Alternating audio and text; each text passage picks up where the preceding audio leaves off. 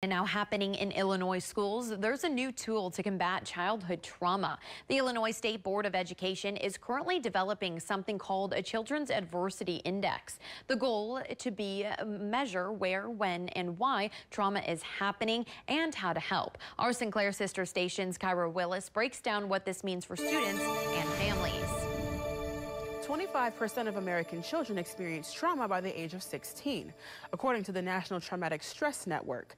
That's why state and local leaders are taking it upon themselves to help. Governor Pritzker signed House Bill 342 into law last August. Now, the Illinois State Board of Education is creating the very first Children's Adversity Index. Once finished, it will measure exposure to trauma for children ages 3 to 18. The index will incorporate adverse incidents like experiencing homelessness, as well as environmental factors like substance abuse in the household.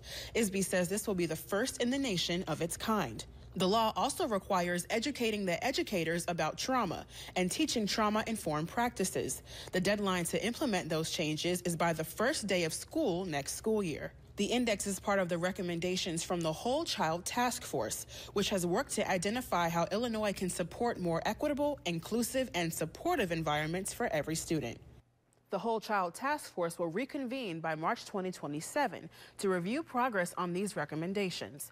In the studio, I'm Kyra Willis. Back to you. Thanks, Kyra. Now, the Illinois State Board of Education has until May 2025 to create the index.